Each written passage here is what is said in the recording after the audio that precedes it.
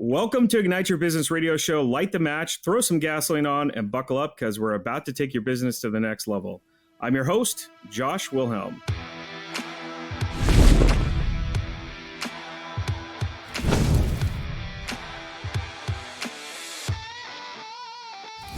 You might be asking yourself, who is this Josh guy? What gives him the right to talk with all of these successful business owners? Well, I'm the founder of a design and marketing agency in Southern California for the last 23 years, and I get fired up when I talk with small and medium-sized business owners about their journey. So let's get right to it. What's the first thing that comes to your mind when you say motivational or public speaker?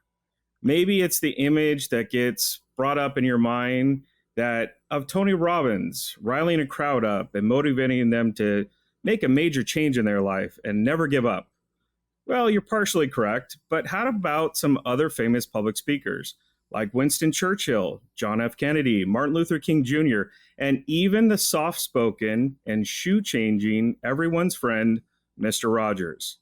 The public speaking industry is probably bigger than you would expect. Market data reports that in 2019, over $1.9 billion in revenue, that's billion with a B, in revenue, was generated by public and motivational speakers here in the U.S. alone. They go on to report that with an average growth of 4.1%, that by 2024, the revenue amount for these speakers will have grown to $2.4 billion, still in the B's. With public speakers earning anywhere from $3,000 all the way up to $100,000 per speaking engagement, I'm sure you're immediately contemplating the startup of your speaking engagement career. That kind of revenue, and you get to be included in an industry and group that includes the likes of Mr. Rogers, it doesn't sound like there's much negative, and you're looking to get started immediately, right? Not so fast. There are some things to consider, such as some of the people's biggest fears are at the very fabric and DNA of what the responsibilities are that go along with public speaking. Rejection, criticism, losing control, and even the obvious one, speaking in front of a large group of people. Wait, you didn't think a company would pay you what some earn in an entire year to speak and only to a couple of people? Okay, so maybe none of those fears deter you. The biggest question and challenge is, do you have experience and expertise that people and companies are willing to pay for? Or maybe a story of inspiration, life changes that you had to suffer through and can provide encouragement to others. That's where our next guest comes in by combining a common sense approach with his incredible story of grit and resilience. This public speaker shapes the way that teams and individuals conceptualize themselves and their own role in their success. The Ignite Your Business Radio Show is proud to introduce former Royal Marine, author, movie producer, award winner, and speaker, Mark Ormrod. Mark, welcome to the show. Thank you for having me, Josh. Absolutely. I'll tell you, your list of accolades was quite daunting, and a lot of commas that went along with that as I was preparing what to say, because you have a lot of accomplishments, and we'll get into more a little bit later. But thank you again for coming on and making the time. Let's start off with just the basics. Let's get right into it. So, tell us a little bit about yourself and what you do in your public speaking business. So, I mean, you touched on it just now a little bit. You know, some people in the speaking space will talk about things like marketing, sales, you know, things that they're an expert in. And then there are other people, you know, that do the kind of thing that I do, where they have a story to tell. And there are messages and lessons in that story that will relate to other people's lives and other people's businesses. And I tell my story. I tell the story about how back on Christmas Eve 2007, when I was serving in Afghanistan with the Royal Marines, how I was injured by an improvised explosive device and became the UK's first triple amputee from the conflict. Okay. And, you know, I want to point this out, and you kind of just touched on it a second ago. For those that are just listening and not able to watch us communicating, I will first start off by saying that You kind of resemble David Beckham a little bit. I mean, Oh, you've really? got you got the beard going, but you got something going for you. Hence, why I'm sure your wife said yes when you proposed that one day. Uh, Thank you. but also, it's important to point out that you are a triple amputee. I mean, you touched on just a second ago of your story about being in the Royal Marines and serving. And again, I like to say this to all servicemen and women. And you and I have talked a little bit about this before, but uh, just to point out some of the obvious to maybe our guests that are I'm sorry, our audience that are not familiar with you yet. You are, as they say, across the pond from us here in the Yes. U.S. You over in the U.K. Mm-hmm. And some might not even familiar even with our own branches of service over here might have misunderstood that the Royal Marines are not the same as the U.S. Marines. So I Okay. wanted to point that out. Just that not that there's any better or worse, but just that there's a difference because it's not named the same over in your neck of the woods. But I do want to get back to saying thank you for your service because I realize too with all of our allies that our armed forces serve with that we fight and serve right alongside with you over there as well. Mm-hmm. So it's not just, as we all know, one nation's battle sometimes. It's often many nations combining together to fight back, the enemy or fight for our freedoms is a better way of saying it as well. So thank you for that. And thank you to your family because we also understand that it's not just the individual that serves, it's also the family unit that goes along with it and what they have to go through, whether physical ailments like you had to go through and you had to learn through, but also mental in a lot of cases with any soldiers, PTSD and otherwise. So thank you for to you and your family. Appreciate it. Thank you. All right. So I kind of touched a little bit upon this going, okay, why are we talking with a successful, no doubt, which certainly earns you the right to be on the show. But some might be asking, why are we speaking with someone across the pond? Someone that's over in another country as a business owner. Why aren't we talking with someone here in the US? I I want to answer that question because it's for us, it's not just about, especially in this particular industry that you're in, it's not just something that only applies to public speakers in the UK or even in the US for that matter. You encourage people around the world. Your stage is really the world stage. You Mm-hmm. get to encourage people in all races, all sexes, across the nation, across the world for that matter. So that's why we all felt here on the show is appropriate to have you on because uh, your industry is one of those few that can cross any sea, any land, and apply to all. You encourage everyone across the world.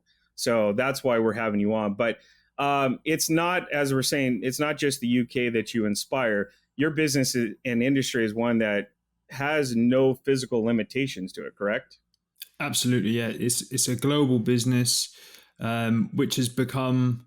I mean, it was apparent before. We could hop on a plane and fly all over the world and do what we do. But since this whole COVID-19 thing started, doing things like this has become even more apparent. And literally now we're thousands of miles away. We're speaking. I've done a couple of virtual gigs already in the last, I think, 10 months. Never done that before. Mm-hmm. Not paid anyway. Started, but I've started picking up paid gigs now to do this, and the industry's changing, and we've got to change with it if we want to stay relevant and stay out there. Absolutely. That is, I think, the cornerstone of businesses surviving any trial that we all go through as business owners. Mm-hmm. We talk about oftentimes businesses that don't are not willing to change are those that are already dying. They are already on the path of closing. They are already on the path. It's not to say that in some cases you can't turn that around and you can revive it and have a new inspired sense of, you know what, we are going to change. We Mm-hmm. are going to move with the market. We are going to move with the times. But if you continue all the way to the end to refuse to change, you're putting the last nail in the coffin, and your days are numbered. So Like I Blockbuster appreciate you Video. sharing that. Yes, exactly, exactly. Yeah. So, despite a serious setback, you were able to participate in the Invictus Games, which was, I'm sure, an amazing experience. But before we get into that, I'd like for you to kind of go into a little bit more detail about your story. You touched on it briefly, and I hinted at and explained that you were a triple amputee. But can you kind of share a little bit more with us and our audience what happened? If you feel comfortable with sharing that. Would you like me to start at the beginning? Yeah, sure. Yeah, Okay. absolutely. Okay, so we're going to have to rewind a long way here. Back to Yes. what I believe you guys call high school.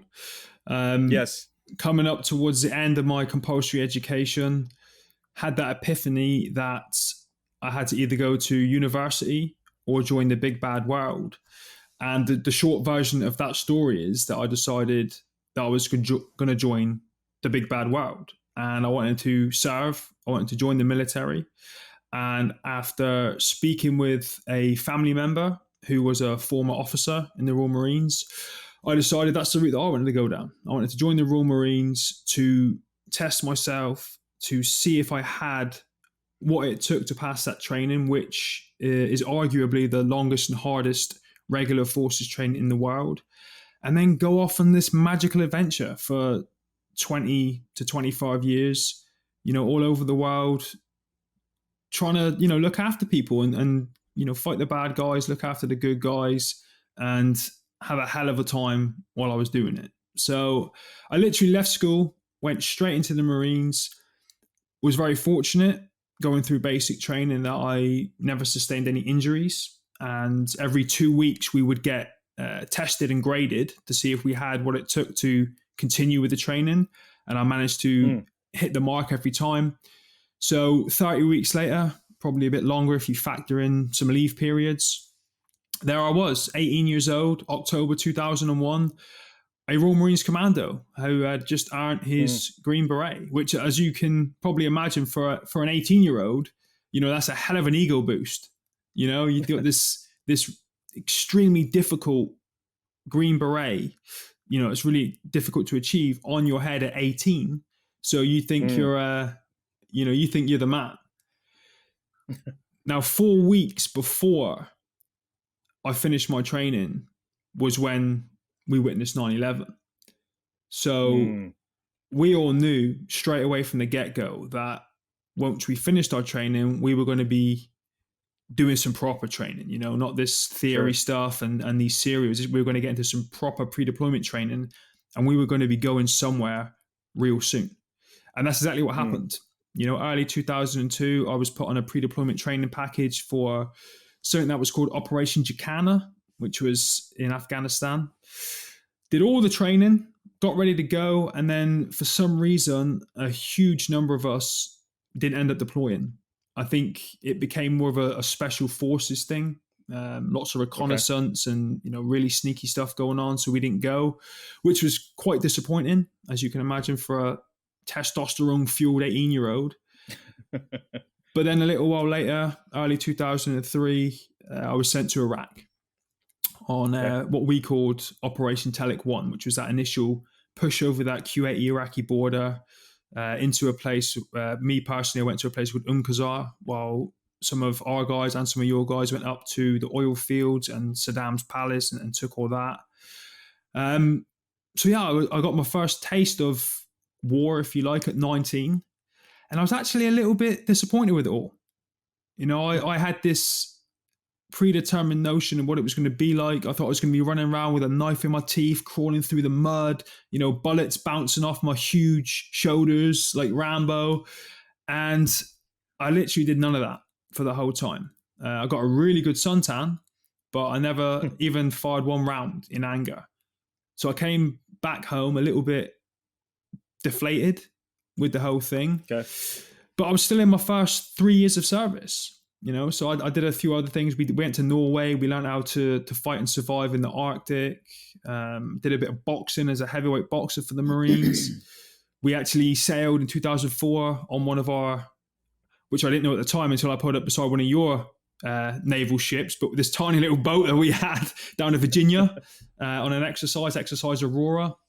And then early 2005, my daughter was born, who's just about to turn 16. So I had, been on these exercises. I'd sailed around the world. I'd boxed. I'd been to war. I'd trained in the Arctic. I'd done quite a lot of things in that first 5 years. So when my daughter was born, I decided that I was going to leave. And I was going to try, while I was young enough, to start a new career and be around for my family. Now, I know I'm not alone in this. I've got many friends, and I'm sure it's happened to many people all over the world. But, things didn't work out. I came out as a civilian. Just as I was leaving, I separated from my daughter's mum, and things just didn't go well. I initially went out to South Africa and I retrained myself as a bodyguard, thinking that I could get some sort of close protection work, not out in Iraq or Afghanistan. I wanted to do some stuff around London, the cool stuff, or what I thought was the cool stuff. But, that was a struggle as well. I did great on my course. I came second of the whole course. The guy that beat me was my roommate, who was a pilot, so he was a lot smarter than I was. Came back, started working as a nightclub bouncer to earn some cash while I was, networking, trying to get the bodyguard stuff going on. And it just went south, quite quickly. There was quite a clamp down over here in the UK. They started licensing the industry. You had to have a license. They were trying to get rid of all the, the big tattooed thugs from the late 80s, early 90s and try and professionalize that industry. And we would just always seem to be, under scrutiny from the local police. And, one incident in particular where I had a huge tear up with some travelers who ended up in hospital, nearly got me sent to prison. So I panicked a little bit and decided that I was going to rejoin the military and pick up my career where I left off. So early 2007, that was the whole of 2006. I was a civilian. Early 2007, I went back to the careers center and I told the recruiting sergeant my story. Because I'd only been a civilian for 12 months, there was no need for me to go through all of that basic training again. It was just the annual weapons test, fitness tests. They do a test, NBC test with, the respirators and gas. I don't know if you have to, or they just did it for fun, but they lock you in a room and they let off CS gas and you got to try and get out and say your name and number. And then 4 weeks later, I was back in. I was back in uniform, ready to pick up my career like I'd never left. Now, when I rejoined, I had two choices. I could be deployed to the Commando Training Center, which is where we all go through our training. It's 45 minutes from my house, but it's a non-deployable unit because it's a training establishment. Or I could go slightly further up the road, about an hour and a half away, to a place called 40 Commando, which was one of what we call our lead fighting units. So they were at the top of the list, ready to deploy when they were needed. So I went to there. I thought, I've done this thing in Iraq. It wasn't that great, but my life wasn't that great at that time. And I thought getting away would be quite beneficial. Some time away from the UK and all the stresses, go out there, decompress for a bit, and then come back and try and sort myself out. So January, February, March, April, May 2007, I went to the unit. They had just started their pre-deployment training. So I literally hit the ground running with that. Traveled all over the UK, doing this training, which was a lot different to the pre-deployment training we did for Iraq. So I knew that the deployment was going to be different.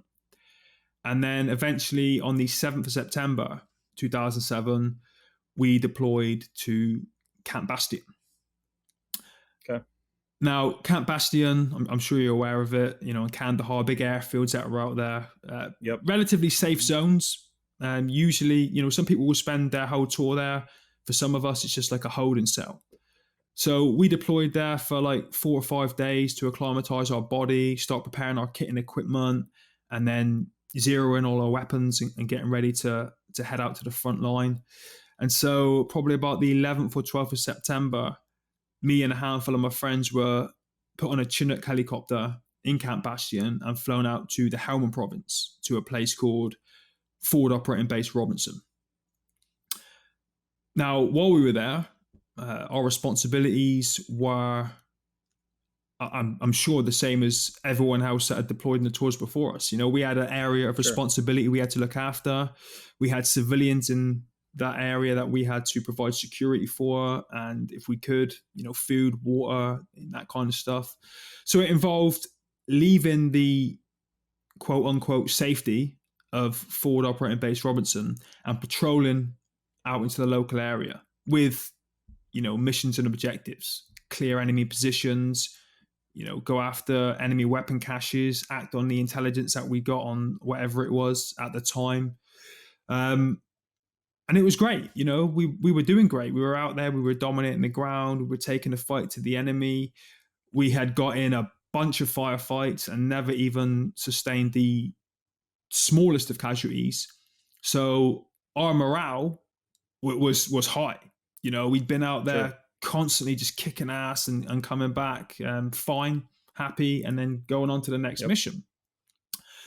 Around about Christmas time, we were sort of locked down in the fob. Our manpower had reduced. Some guys had been flown out on R&R. A couple of lads had some silly incidents. One fell off the back of a truck and was injured, and a couple of just little silly things, which meant our manpower was down, so we couldn't Sure. protect the base and mount these patrols. So when we had a bit of a bolster in the manpower, we immediately set about going out on a patrol again. So it was Christmas Eve, about 5 o'clock in the morning. We were called up to the HQ compound, me and a bunch of my friends. We were given a brief on what we were going to be doing to that point. We went back to our compound, SOPs, standard operating procedures, prepped all our kit and equipment, went back to the HQ compound at about 10 in the morning, formed up at the rear entrance of the camp, and we got ready to leave.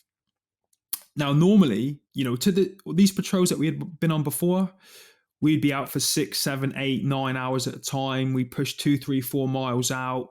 You're in irrigation ditches up to your belly and water, doing all that cool stuff that you see. But this patrol, because we'd been confined to the base for a couple of days, all we were told to do was just go on like what I guess you'd call a show of presence foot patrol.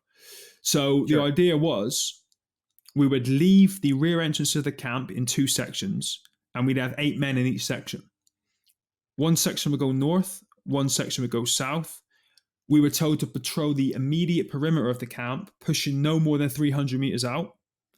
Then those 2 sections would meet at the front entrance of the camp, so now the opposite side, and then secure the location, close things down, and finish up for the day. So, like I said, very, very basic, low-level infantry-style soldiering. So the time came, they opened the rear entrance, and we left. I was second in command of the section that went north. The other guys went south, and we went out and did all the usual things that we'd done in the patrols leading to that point. Mm-hmm. Probably 5.5, 6 hours into it, both of these sections now found themselves at the opposite side of camp, at the front entrance, ready to close things down and finish up for the day. Now, the section that I was in happened to be on a really high piece of ground that was called the North Fort. It was one of our target indicators if we ever came under contact from the enemy. Slightly beneath that was forward operating base Robinson, so we could see down on top of that. And then some distance beneath that, just off the side of the main road that ran through the area, was that other section we'd left with earlier in the day. So because we're on this high feature, we're in a very advantageous position tactically, not only because we can see everything around us, but it's a lot easier to fight going down a hill than it is up. So our job for that minute was to give what we call overwatch, which is protection to that other section. They would go into the camp, get behind the perimeter wall. They would be safe. They provide us protection. We could peel down off the high feature, go in, job done. Like I say, basic, routine, easy, everyday stuff. So the guy in charge, the section commander, Corporal Sean Helsby, took his half of the section and he started giving them fire positions. I then took my half of the section, and about 4 meters in front of me, there was a shallow bowl in the ground. Now, normally what you would do if you're out on a patrol and you go farm and you stop for any period of time, you will take cover behind a building, a wall, a boulder, a tree, a shrub, whatever you can. But because we're on this high Sure. feature, we had none of those luxuries. It was like a ridge line, like a knife edge. So I saw Okay. this shallow bowl in front of me. So I thought, if we get in there, we get down on our bellies, we're up high anyway, it's going to be really hard to see us if anyone is looking for us. Right. And in my mind at that time, it was the best form of protection I could give these men. So we jumped in. They all started taking their fire positions. They all knew what they were doing. I stood back and observed for a little while. I had a couple of checks that I had to run to make sure that we were defensive and tight. We had an all-round defense cordon in case we were attacked. When they were all happy, they turned around and gave me the thumbs up. I did a few more checks, again, just to be diligent and make sure that we were as professionally arranged as we could be. And then when I was happy, I started slowly walking over towards a position that I'd selected for myself. Now, as I got there and I went to get down onto my stomach, as I put my right knee on the ground, I knelt on and detonated an improvised explosive device. Wow. Yeah. Merry Christmas. Yeah, no kidding. Mm-hmm. Well, not only that, but you had all of your troops that had already taken position. So literally it was just the luck of the draw in some ways, because if someone else had gone to that spot, had taken that position, that walking down, to that part or getting on their belly in that part, it would have happened to them. But would you know what's funny? They picked different spots. What's funny is we actually, a few of these patrols we went on were with American Special Forces guys, and one of their jobs was to clear this area that I was in and write a report on what had happened to me. And they said there were 6 devices in this bowl that we were in, and all of us, there were 8 of us walking around in this thing. So we had walked over these things several times. And I think for me, the reason that I detonated it, I myself weighed 16 stone, which I think converted is close to 200 pounds. And then I had all my kit and equipment on as well. I had something called ECM, electronic countermeasures. I had a mini-me machine gun. I had a 51 millimeter mortar. I had all the, I was weighing a lot. And I think that weight is what had caused that to detonate. But yeah, I mean, I read the report afterwards. This little bowl that we were in was 12 feet deep by 15 feet around after the explosion. There were 6 more of these devices in the area. And what it was an anti-personnel mine. But on top of it was the warhead of a 107 millimeter Chinese rocket. So I stood on the rocket warhead. The warhead put pressure on the anti-personnel mine. The 2 metal plates in the mine touch. That explodes. The warhead explodes. Then I explode. Wow. Right. So a pretty big bang. That's an understatement, but yes, that's a pretty big bang. Did it affect any of your other fellow troops, or was it just that it affected you only? One of the other guys was injured, just shrapnel injuries to his arm and his back. It wasn't life-threatening, so he was flown back with me to Camp Bastion, patched up. He had about 10 days to recover. He refused to come back home to the UK. He said, no, patch me up, send me back out, and then he carried on the rest of his tour. Yeah. Jeez. Well, and it's shocking, too. I mean, as you said, there was not just one of these devices. There were 6 others that you said that were also in that area, that even just the detonating of one, you would even think that would probably set off the other ones too. And then that would have been game over for everybody. That would have, the whole thing would have gone. So yeah, that's absolutely amazing story. So you and I have talked about this a little bit before, but that's the first time I've heard the full story from you. And I refrain because your message, your story is out there. And I didn't want to, even though it's part of our job to do research and looking into our guests, I really didn't want to go and kind of get tainted by hearing it from a different way that you shared it some other time. I wanted it to be kind of the first time hearing that full story that you shared. But we had talked about before was, and it struck me as just mind boggling for, and I think most civilians would not understand this, but you told me something, and I'd ask you if you don't mind sharing this, but you told me about when you were laid up in the hospital bed, the feelings that were coming through to you as you were essentially, as much as you could at that time, recovering, healing.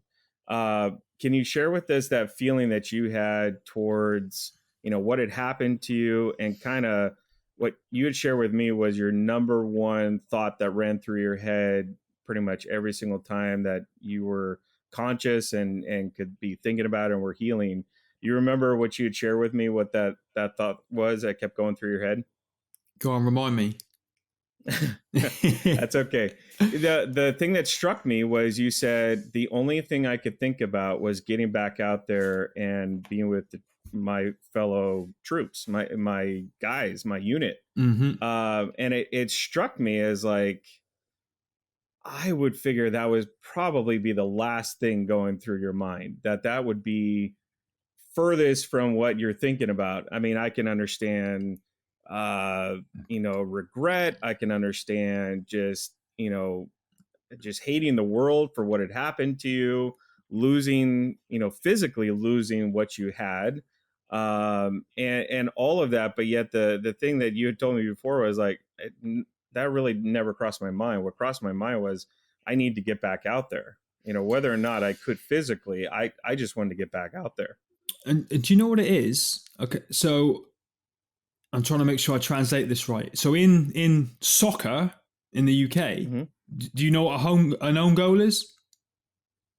That's when I think you kick it by accident into your own goal, isn't it? Correct.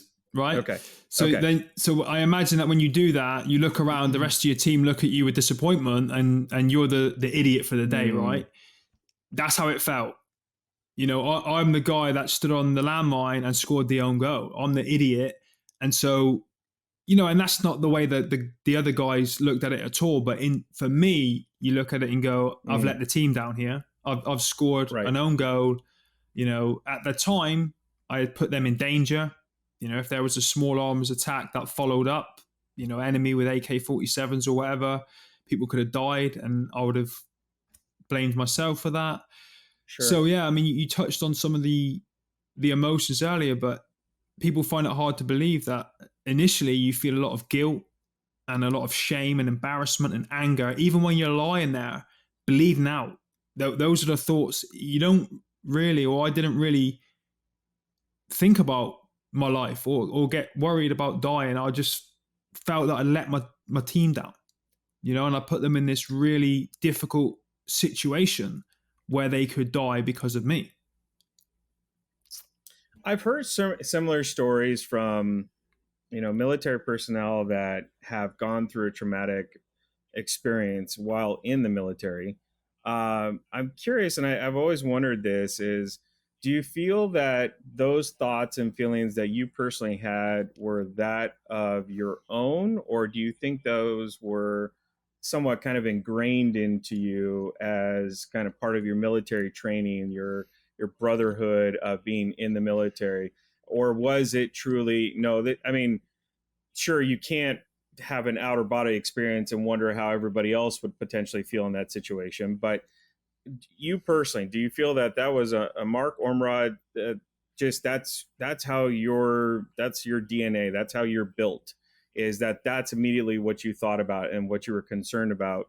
Or do you feel like that was part of your military training and your background, and how troops are raised up, and whether it be the Royal Marines or any other branch of service for you guys, which do you feel is it comes from?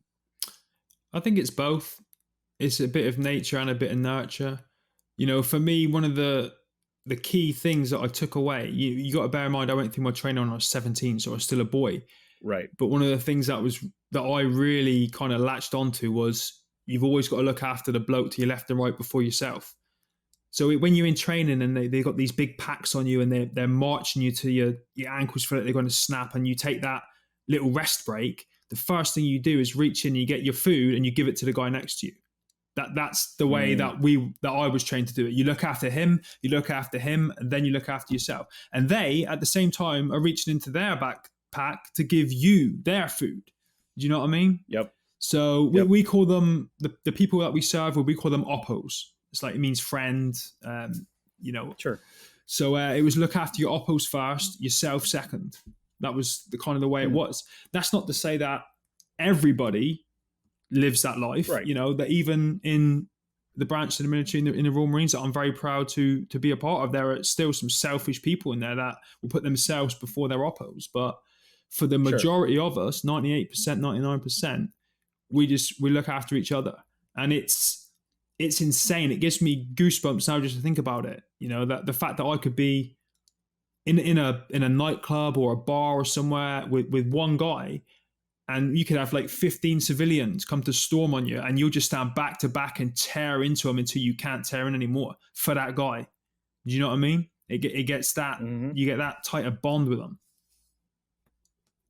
Yeah, I've heard it from other veterans that they best describe it, and it was, I chuckled when I heard this, because getting to know other veterans, it's come to be so true, which is the difference between someone that is a good person versus a veteran.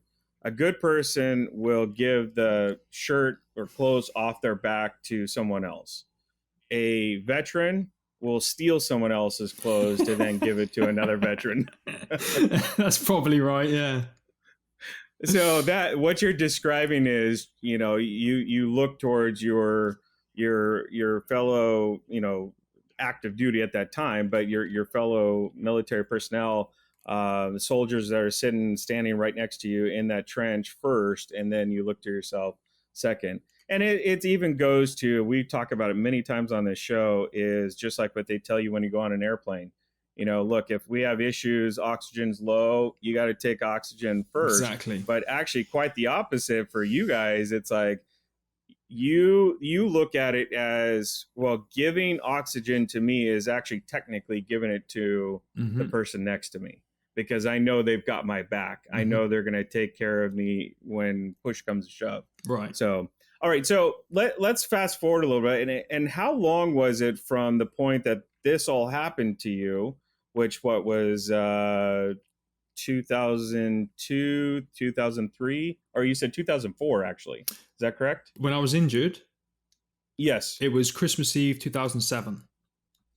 2007. Okay, sorry about that. So Christmas Eve 2007, that is not obviously the Christmas gift you were wanting or ever even probably contemplating, ever desiring in a million years. So take that 2007. Then let's fast forward a little. How long was it you went from that to the point that you were in the Invictus Games? 10 years. 10 years. Okay. Do you know what? It's the strangest thing. Like, when I first, I came out, I spent 6 weeks in hospital. I came out and people were caring for me in a wheelchair, it's because with only one hand, it's very difficult to use a wheelchair. But I met this whole, all these groups of different people, through nurses, doctors, kind-hearted civilians, and all these. Like, everyone would always say to me, like within the first 10, 15 minutes of a conversation, so when are you going to do the Paralympics? Like it was some sort of prerequisite to being disabled, that you had to be a Paralympic athlete or you weren't worthy. And I was like, well, I don't want to do the Paralympics. I've got no interest. Prior to my injuries, I used to compete as a full contact kickboxer. I competed in Muay Thai. Like I said earlier, I boxed for the Marines. Those were the kind of things that I trained for and competed in. I didn't do 100-meter sprints or long jump or high jump. And, I know this sounds disrespectful, but they just look boring to me. And then with the whole disabled angle on it, I just thought, no, it's not for me. And my main goal from day one was to be independent of a wheelchair and to use my prosthetics full time, because I was told that it was a complete impossibility because I had both my legs missing above the knee. It couldn't be done. So that was my focus, and I just ignored sport. I didn't want to do sport. It didn't fit into my life. I didn't have time for it. But on Christmas 2016, I was sat right here where I am now, and I was writing down all my goals for the following year. And it occurred to me that Christmas Eve 2017 was my 10-year point. It was going to be Was a 10 10-year years since I mark. was injured. So I thought, what can I do to celebrate this 10 years that I haven't done before? So I literally sat exactly where I am now, and I closed my eyes, and I had this image of a jigsaw. And I was kind of thinking of Hmm. all the goals that I'd set myself in the previous 9 years. And, one jigsaw piece came in for family, one came in for career, one came in for finances, one came in for health and fitness. And I just sat here with my eyes closed, trying to think what that middle piece was. And it was sport. I'd never done any sport before. I competed as a para athlete. Hmm. Now, the Invictus Games was 2 years old at this point, and I had seen my friends and people I've been through rehab with compete. I'd seen them win medals. More impressive to me was that I'd seen them go from depressed and down and just miserable to living their life on another level and having their mindset change completely. So I thought, I'll give this a shot. I'll go and give this Invictus Games a go. I don't even know if I'll make the team because I'm not in the sporting cliques. I don't have any friends in those Right. circles. Sure. But I thought, I'll give it a shot. So I did a little bit of research, and I thought, I'm a former commando, so I'm just going to do whatever is going to require brute force and ignorance. I don't need skill, technique. I'm just going to do whatever requires the fittest person, and I'm just going to go in there and trash everybody. That was my ego. So I picked like indoor rowing, swimming, and hand cycling the first year. And I went through the whole trial process. You've got to go to all these different camps and you've got to try out. And I remember the first time I sat on an indoor rower, and you have to do like a 4-minute sprint. And I just thought, oh, it's going to be easy. I'm going to destroy everyone here. I got about 3 minutes, 15 seconds in, and I went blind. Like my whole body, Whoa. because I'd gone so hard, I had no idea how exhausting it was. But you bear in mind, I've got no legs. So I have a fixed seat and it's Sure. all upper body. And no one told me the technique with your lats and your traps and, the way you sit back and keep your arms. I was just going like a madman. And I just started to pass out and black out. And then I thought, well, I'm not going to do that because all these people around me and I've got to look like a tough guy. So I just kind of grizzed it out. And eventually all these stars and these spangly bits in front of my eyes, I started to see again. And I pretended I was all right. I jumped off the rowing machine because I don't use a wheelchair. I walked on my bum. So I kind of bum walked back to where my legs were at the side of the gym. And I was just like, wow, this is going to require some serious training because that hurt. And that was it. That was the start of a 2-year journey for me of, going after gold medals and trying to prove, as someone at the far end of the physical injury spectrum, missing 3 limbs above all my major joints. I thought I had to go in there and kind of show what the smaller demographic of us can do. Sure.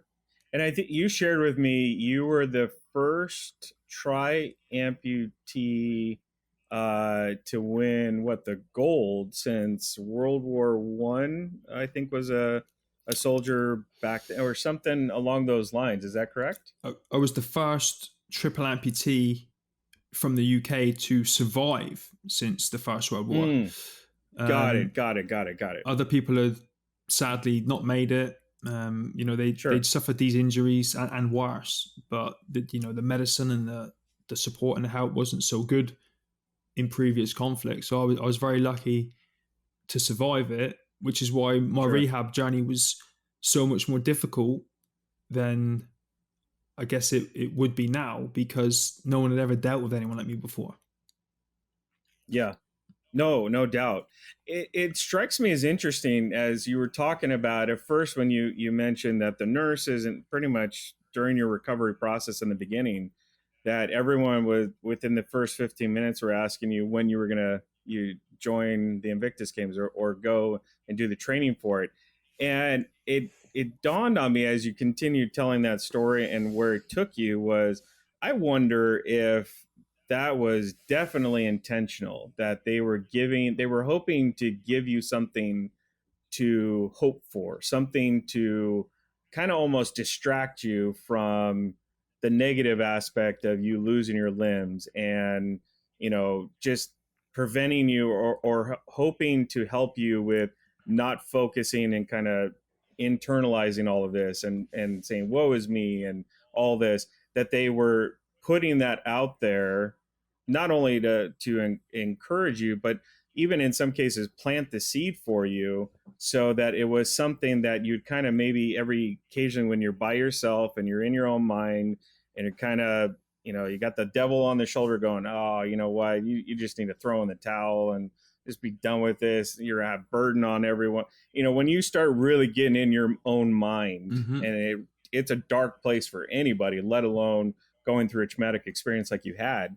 Uh, it sounds like they were actually planting the seed of giving you something to grab onto for hope, something to strive for, to Mm-hmm. say, maybe this isn't as bad. There are other people that have been able to go through things similar to this. They have lost limbs, or they've lost their sight, or different ailments that they've gone through. And it just dawned on me that they were probably doing that to give you encouragement, not to let you just sit and bask in the misery that anyone would be going through in that situation. Yeah, potentially. I mean, I'm sure they all had different motives. Some of them just probably felt awkward when they came up to me, and the Paralympics was the only thing that sprang to mind. You know what I mean? That Uh, we could talk about. I don't know, but you are sure. 100% right in that when you do go through something traumatic like this, you have to have goals and a focus, because else you will get in your head, and that's when it all goes wrong. And Yep. I've been very lucky in that just the things I've had to occupy my time since being injured have just kept me on this positive path moving forward. So even in rehab, that's when I wrote my first book. One of the journalists I was working with in the evening, when all the other guys that had two arms were on the PlayStations and the Xboxes, and I couldn't do any of that. And they had taken the Right. TVs over because they were playing, so I couldn't watch TV. So we decided in the evening we'll write a book instead. And that took up Hmm. 10 months of my life.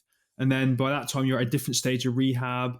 And then I'm not sure if I told you this last time, but the whole reason that I did leave my wheelchair behind and master prosthetics is because I came to America. I went to Oklahoma to meet another triple amputee who had been living that way for 6 years. And he was doing, he lived independent of a wheelchair. He drove unadapted vehicles. He traveled on his own without carers. There was no one here in the UK I could ask to be a mentor to me because, like I said just Mm. now, nobody since the First World War had survived. So, yeah. So no one was using prosthetics with this level of injury. So then I flew out to Oklahoma the 9th of June 2009 and went through an intensive 3-week boot camp, which, that occupied me again and diverted my attention Yeah. from feeling sorry for myself. Then I started making babies, which was fun. All the stuff that comes with that. And, just this last 10 years, just constant busy, busy, busy, busy, busy, but with just such positive stuff. You know what I mean? And I always, always advocate this to people when they're like, how do you do it? How do you not get down? And why do you not suffer? And I say, because I'm Right. always focusing on something positive to aim for and a goal. Yep. And, I'm not going to go too deep down this rabbit hole, but Sure. it's not all about gold medals at the Invictus Games. The goal could be to raise £100,000 for a charity to help other people. As long as it gives Hmm. you goosebumps and it motivates you and lights a fire in you and gives you a purpose and a reason to get up in the morning, then that's good enough. And that's what I've just spent the last 10 years doing in many different ways. You just said our favorite key phrase and key word, which is lighting a fire. So I appreciate you bringing that No out and problem. sharing that. All right. So you've certainly, as you talked about, you've been what we would refer to, and we had a guest not too long ago, Larry Broughton, who is a former Green Beret in U.S. Armed Forces. But he talked about being in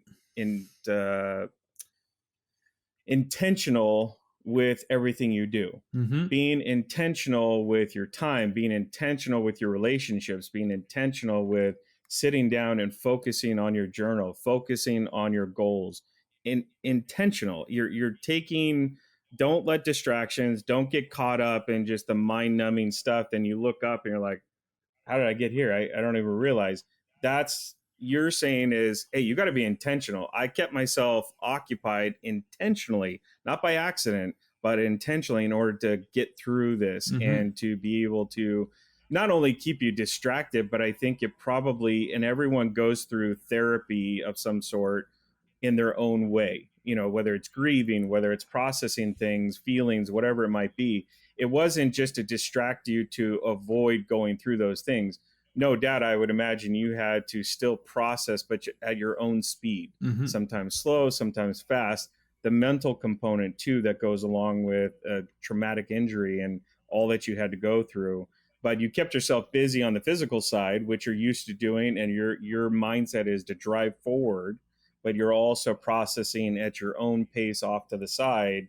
Then the mental aspect, the feelings Mm-hmm. behind it, the relationships. Now, how do you adjust them? How do you do them differently? How do you have a different relationship with your daughter who remembers you having legs, Mm-hmm. before, and an arm, and now she's got to go through that, like we discussed very early on. So uh you obviously are very successful in everything that you take on. I mean, Invictus Games alone is the equivalent of the regular Olympics.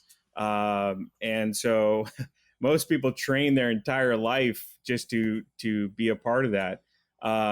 You setting out on a 2-year journey is incredible in itself. But uh, I want to talk about something really interesting, because I think the Invictus Games and even just overall your story has brought you into the limelight of celebrities in some way of their own.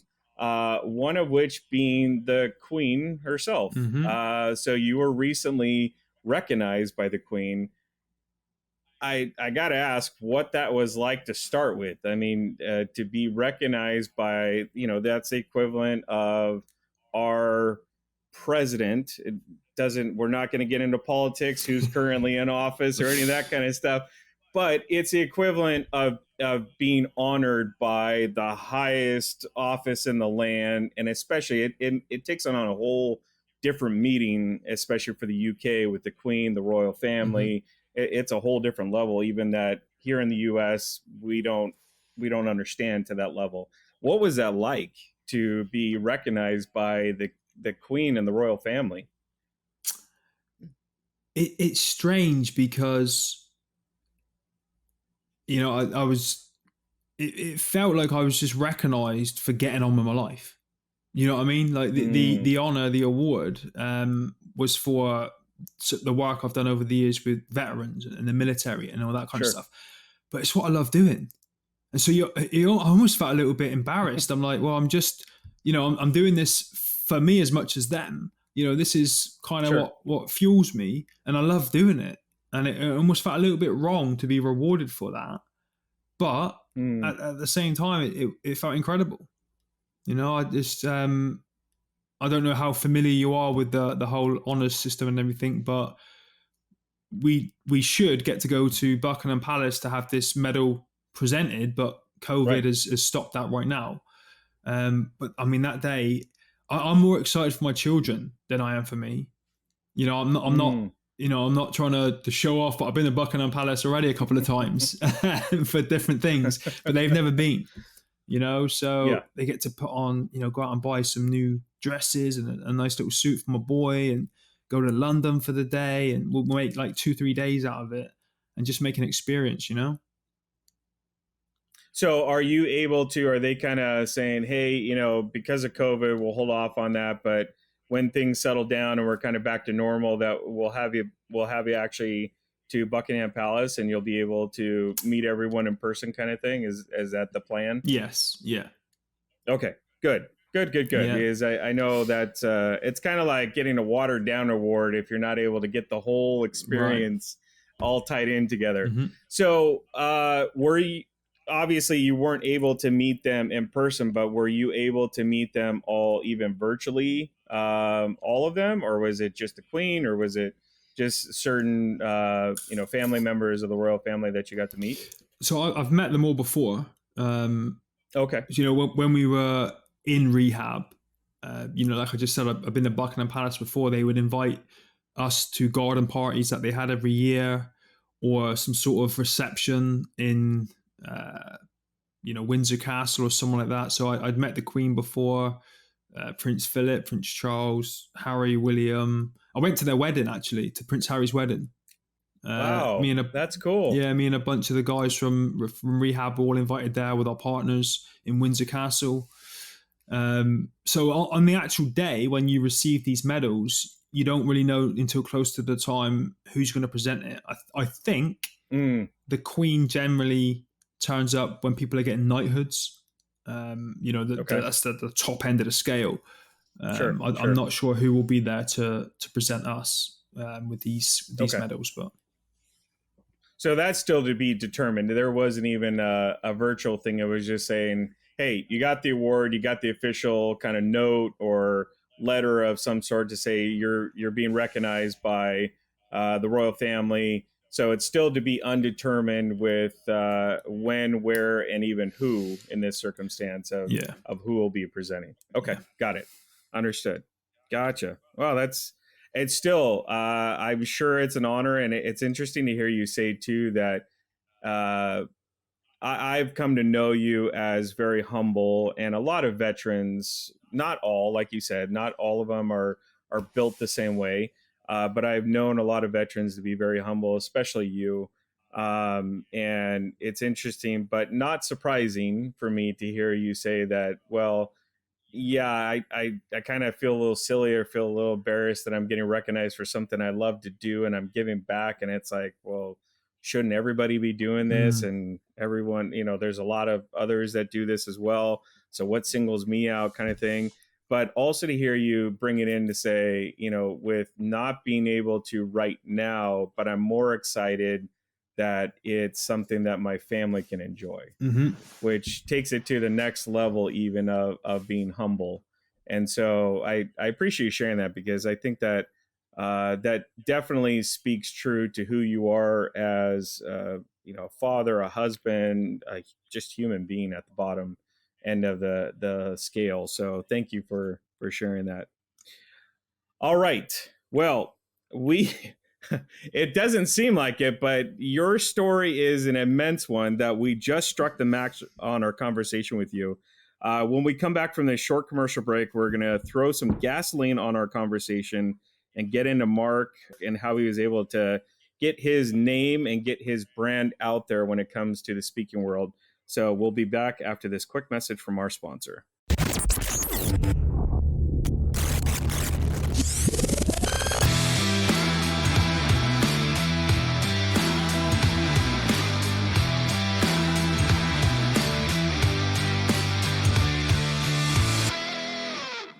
And we're back with Mark Ormrod, public speaker extraordinaire. Mark, when you're getting a public speaking business off the ground, more than anything, you're selling yourself. I'm sure our guests are eager to learn more about how you market yourself to create such an incredible business. But one of the most daunting tasks when it comes to marketing any kind of business is figuring out how to get the business off the ground. How do you get started? How you have the idea, you have the concept, you kind of know what you're going to do, uh, but it's hard to get it off the ground. I would like to have you share with us what made you decide to go into public speaking. Okay, this may be a bit of an anticlimactic story, but early in my rehab, if I remember rightly, it was back when I was still in a wheelchair, so it was prior to 2009. I was asked to go and speak by a friend of mine for a charity. Now, initially, my response was, "Well, why? What? I've got nothing interesting to say. Why do these guys want to hear what I've got to say?" But he eventually convinced me. And I was kind of at that point, I think I was at a peak in my rehab and I was feeling good and, like I could do anything. And, anyone listening can probably, relate to this, but it's nerve wracking as hell, like public speaking. But I was in this good frame of mind, this good place. And I was like, yeah, I want to try something. I've not done this before, so I'll do it. So anyway, I speak to the charity. They tell me that they just want me to share a part of my story and do a bit of a Q&A. So I, do a little bit of prep for it. It's all in my head anyway, so it's not like, I'm making something up from scratch. I just got to try and think of a decent order to put it in and what to focus on. And then I went out and I did the event. Now, when I came off the stage, another friend of mine who was in the audience said, oh, you did really well there, mate, didn't you? And I thought he meant I spoke really well. And I said, oh, thank you. He said, yeah, £1,500 for 30 minutes on stage is a really good pay packet. And I'm like, who got £1,500? I did it for free. He went, no, Mr. X, who asked you to do this, told this charity that you wanted £1,500. So I was like, oh, did he really? So I went and found Mr. X, and I call him Mr. X because he is an ex-friend now. And I approached him about it, and he just said, well, this is the business, mate. This is how it is. I'm like, whoa. So I lose my legs and my arm. I go on stage and do a talk. You make a phone call, and you take, my whole month's wages from the military that's what I was getting paid back then for doing nothing. And he tried to brush it off, and I was like, you know what? I'll see you later, mate. And that was the first time I realized that it was actually a business and that you got paid to do it. Because in the military, you just get told to do it. You're like, right, 15-minute lecture, go and talk to the lads about this. And you just go and do it. So, sure. And I've been very lucky. Shortly after that, another former Royal Marine, a friend of mine called Alan Chambers, who's a polar explorer. I think he was the first guy to go to the South Pole unassisted, like solo on his own. Wow. So he was already on the speaking circuit, and he lives about 2 hours from me. So he invited me to his house, and he said, do you want to come and meet my agent in London? You've got an incredible story to tell. We can just arrange a meeting. They can see if they like you. You can see if you like them. And then we can talk about maybe putting you on their books and gently rolling you out there to the speaking world. Sure. So I'm like, okay, I'm starting to think forward now. What do I do when I leave the Marines? I've got limited options. Maybe I could do this speaking thing. So I got to London, never really even been to London before, prior to getting injured. Go to this speaking bureau, to the offices. I'm supposed to meet like 1-on-1 or 2-on-1 with some of the higher ups and just have like a 50-minute interview. They ended up taking the whole office, so like 35 people, jamming us in a boardroom, and then on the spot, I delivered like a 45-minute keynote. And it wasn't, wow. They didn't plan that. It just kind of organically happened. And I didn't know if I did good or not. But when I came out, they went, yeah, we want to sign you. And then I'm like, okay, cool. So they said, oh, so what kind of fee do you want? I'm like, I have no idea. I said, I don't know. I've never done this before. And so then they told me the fee, and I was like, excuse me, how much to just do this? They're like, yeah, and you're the bottom end of the scale as well. You can work your way up. And I was like, sign me up. I want to do this. And it's an incredibly lucrative industry. And so I just, I started small. Most of my gigs were in London to some of their smaller clients, I'm guessing. And then I started doing my own social media, not specifically targeted at speaking, just being me online on social media.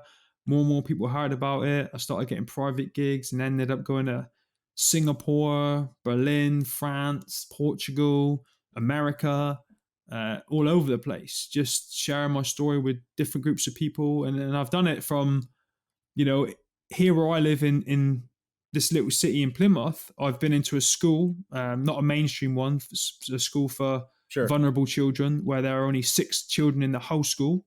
And I've sat down there and informally, done Lego with them and told the story to 1,500 orthopedic surgeons in a big auditorium, with a huge screen behind me, so it goes from one end to the other.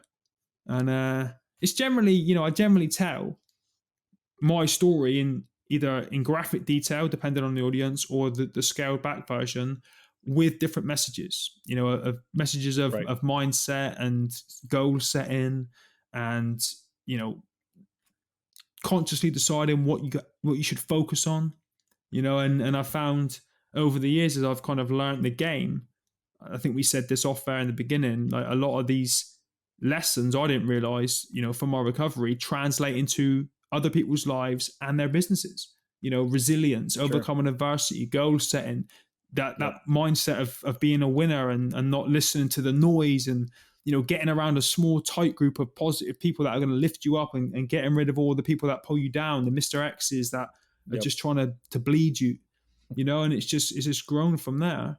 And I think we're maybe 9 years in now. Yeah. That's incredible. Mm. So you talk about social media a little bit, and I want to touch on that. A couple of things that just catch my attention more than anything. But first, I want to touch on, you've got over 40,000 followers on Instagram, Okay. and all the different platforms. I mean, YouTube, you've got hundreds of thousands of subscribers across all your different platforms. But let's talk about Instagram for a second. What have you found to be your secret sauce? What is it that what's your social media strategy when it comes to Instagram in particular? What have you found that has worked really, really well for you? Honesty. Like, Okay. no, Instagram is the worst one, where, I mean, like right now I've got one of these ring lights on me, right? But Instagram, Sure. everyone's got the right lighting, makeup, filters. You stood by a Ferrari, and a lot of it's so fake, and I just Yeah. live my life on it. And if things are going bad, if I'm having a bad time or I've failed at something, I share that too. But I try and do it in a positive way, where I pull out the lessons from those bad times and figure out what I've learned, and then try and share that with Hmm. people, rather than just lie and say, oh yeah, today's great, and I went and earned this much money, and I did this and I did that, and it was brilliant, when that's not life. So I've just found that being honest and congruent, and true with what's actually going on has worked, you know Hmm. It's so I wanted to touch upon a couple posts that I have seen, and I have to say, you have one of the best sense of humors that I look up towards, because again, coming back to going through a traumatic experience, and I would imagine that humor for you is probably one of your ways that you heal or that you get through things. But you have posts on there where you've got your prosthetic legs stuffed underneath couch cushions, and with the title saying that I'm playing hide and go seek with my mm-hmm. kids. Yeah. So obviously you're not anywhere in that couch, but just the humor that you have with it. Going through some of them, I caught on to, and I'm maybe you did it, your family member that created the artwork, but it was a kind of play on the whole Forrest Gump movie poster, where it says Forrest Stump, Yeah. and you're sitting there on the bench Yeah. and with your prosthetic legs, Mm-hmm. and I just the sense of humor that you have cracks me up. The one that I even felt bad laughing about, where I think probably a lot of people don't realize that it's okay for that are going through something to make fun of themselves. Mm-hmm. But I know, as us and kind of this somewhat of a cancel culture that we're currently in, we're now trained to feel bad in the case that someone like yourself is like, well, I'm just making fun of myself. I'm not making fun of anybody Mm-hmm. else. It's just me that I'm poking fun at. Where you are on a Segway, or what they call a hoverboard, Mm-hmm. and you're trying to figure out how to get this thing to work, Right. with obviously very difficult when you don't have legs, Mm-hmm. which it's typically intended for. And you're trying to figure out a way to maneuver this, and you end up just crashing your head a couple times into what looks like maybe a closet door or something like that, just trying to you're like, oh, screw it. I'm just going to lay on it with my chest. At least I can kind of try and Yeah. emulate legs a little bit some way that way and try and steer it. But it's one of those ones where it cracks me up, and you can tell from your post that it's not to say, hey, we predetermine a month in advance what the social posts are going to be for next month, and this is going to be one of them that we're going to do. It's like, hey, you know what? I'm having fun. Someone turn on the camera, watch it. If it turns out horrible, oh well. If we have some fun with it, let's post it up. Yeah. So I love that you're absolutely right. Your content echoes that exact same thing, which is the realness of it. You just putting yourself out there, having the good days, having the bad days. So I appreciate you sharing that, not only with our audience of business owners, letting them know and reassuring them too at the same time to say, it's okay to be honest. It's okay to be real. You don't always have to have just only posts about when things are going great. You can put stuff, and that's what makes it real. No one else has all sunny and shiny days with rainbows and the gold bucket at the end of the rainbow every single day. There's rainy days, there's cloudy days, there's sad days. So we all go through it. All right. So when you aren't speaking, writing a book, training for the next Invictus Games, and overall saving the world, you're working also as a performance coach. What are the key elements of your coaching program? And more importantly, also share with us, if you don't mind, what's the difference between a coaching program versus just the general public speaking and inspirational speaking? What are the differences between those two? So I don't have a program as such. I just, okay. Again, to me, it's all about just being honest. So I've done all the courses, done the training, got the certificates, NLP practitioner, master practitioner, coach, executive leader, coaching and leadership, and all that kind of cool stuff. But I found it very kind of dry. Do you know what I mean? It's like, this is the way it must be done. And you mentioned, I think at the beginning, Tony Robbins. I've done all of his courses up to the senior leader level, which is a lot more fun. And, that's kind of the road that I've gone down. It's not, I don't have programs. You don't follow this thing. I'm actually just started writing a book about this, but it's more just like one-on-one. And that's mainly because of time. I can't do these big things of just helping people tap into what we all have. Do you know what I mean? People say to me, how do you do this? And, you must be special or something. And it's just, to me, it's just natural. It's normal to look at things the way I look at things. And I've realized over time that it's not. But if I can share, I like to share my way of thinking with people. And it's not all this rah, high five positivity stuff. It's practical. Do you know what I mean? Having a bit of self-belief, there's tools, techniques, and strategies that you can deploy in your life to, improve your life, to make it better holistically across the board. So, yeah, I mean, the coaching thing was something that I did once in a while, every now and again, but I was so busy with everything else that I never really got to hammer home with that. But I just that's what I try and deploy a little bit in my social media too. That's why the big reams of text come in there as well. There's a little bit of coaching, making people think differently. I talk a lot about failure and how actually you haven't failed, you just learned a lesson. That's not the right way to do it. Try it again, be flexible, do it a different way. I just think we're conditioned to, as a society, so negatively conditioned when you read the news and watch the telly. And, it's all, we need to change that. We need to change it. That's why I don't watch the news. I watch cartoons. I'm 37 years old and I watch cartoons in the morning. Well, that also in part is, it would be a little weird if you didn't have kids. But you have kids, so that's what gives you the ability to chalk it up, an excuse to watch it. So you don't come off as weird. Okay. Like, it probably would hurt your speaking career if you just said, no, I don't have kids. I just really like cartoons. it Mm, might kind of go down a little bit, just maybe a little bit, but still, I mean, your story is powerful and all, but that waters it down. Just saying, yeah, I don't have kids, I just watch I can see cartoons. a Superman poster in the background.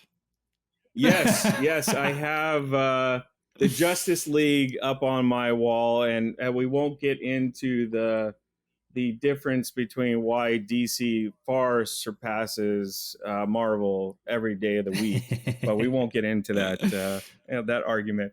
No, I want to go back to something that you were saying. Is I pointed out as you have a coaching program, and as you said it struck me again that the humbleness comes out, of course, and you kind of dismiss it and say, well, it's not really a coaching program, it's not like an official thing.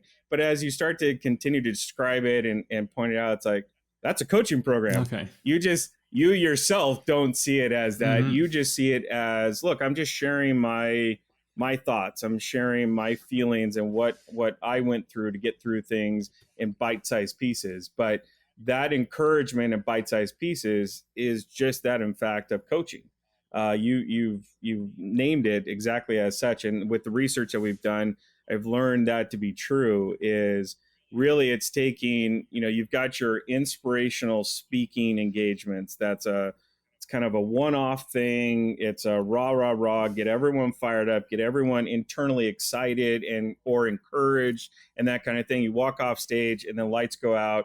Everyone kind of goes back to the way you go back to your life. They go back to their life, hopefully a little bit more transformed, but you continuing to pour your inspiration, your experiences into people, is that then further taking it into coaching. Mm-hmm.